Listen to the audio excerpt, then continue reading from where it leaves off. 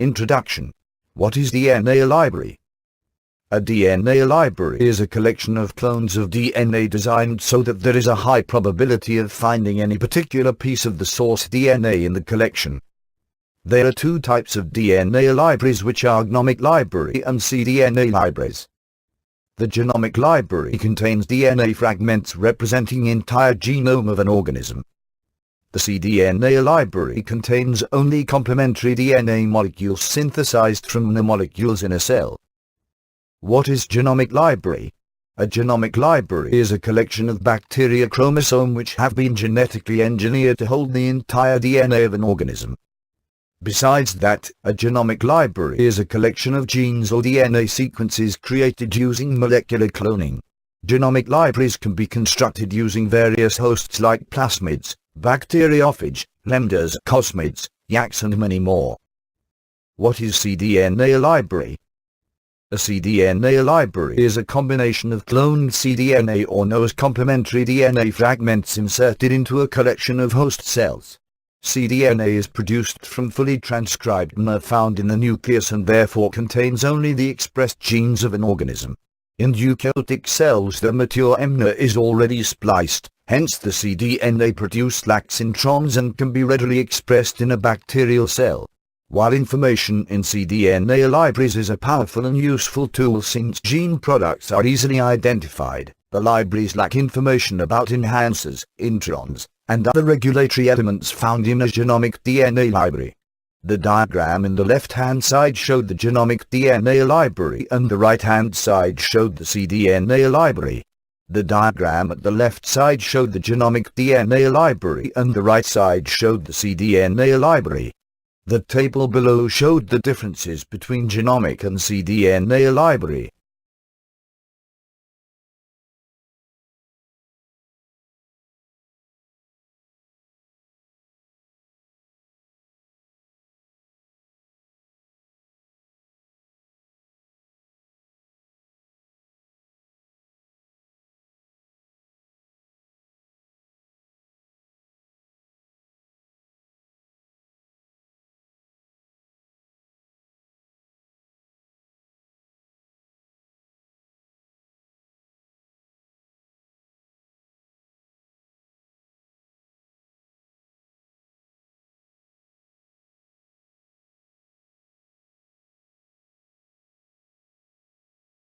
Next is the determining titer of library.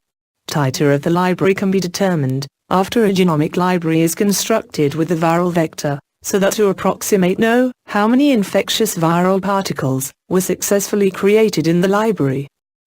Transfected cultures of E. coli of known concentrations, and plated on agar plates and incubated overnight. Then, counted the number of viral plaques. Most viral vectors carry a marker that allows clones containing an insert to be distinguished from those that do not have an insert. This will able to determine the percentage of infectious viral particles that actually carrying a fragment of the library. A similar method can be used to titer genomic libraries made with non-viral vectors. Titer of library is initiated with transformed E. coli and spread on agar plates and incubated overnight. The titer of the transformation is determined by counting the number of colonies present on the plates. Next is screening library. One of the key elements required to identify a gene during cloning is a probe.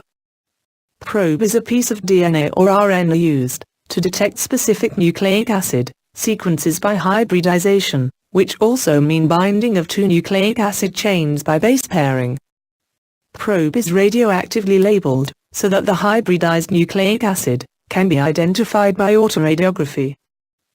There are two types of probes, which are homologous and heterologous probe. Homologous probe is a probe that is exactly complementary to the nucleic acid sequence that are searching. Heterologous probe is a probe that is similar to, but not exactly complementary to the nucleic acid sequence that are searching. Next, I will talk about screening a cDNA or genomic library. First, immobilize members of the library onto a nylon membrane and denature them. Next, prepare a readable probe and denature it to make it single-stranded. After that, hybridize the probe to the library of clones, and wash the excess probe, and expose an X-ray film. Last, isolate the positive clone, and analyze. There are alternative ways for screening cDNA. By using a DNA probe with a homologous sequence. By using an oligonucleotide probe based on a known amino acid sequence. By using an antibody against the protein of interest. And plus, / minus, or differential screening. Next is the applications and uses. It is used to express eukaryotic genes in prokaryotes. cDNA does not have introns, and therefore can be expressed in prokaryotic cells. It is useful in reverse genetics where the additional genomic information is of less use. It is used for subsequently isolating the gene that codes for the EBNA. It is used in discovery of novel genes.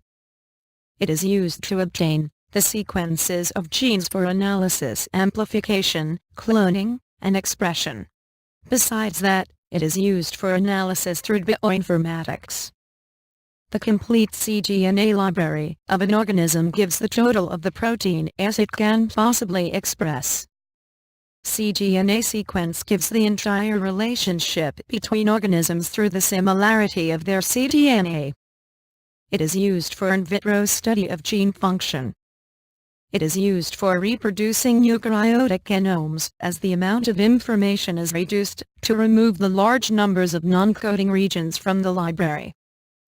It is also used as a probe for DNA microarrays or as a clonal inserts into bacteria chromosomes. It is used in commercial production of proteins and other biological products. It is useful in carcinogenic identification. It is used in study of alternate splicing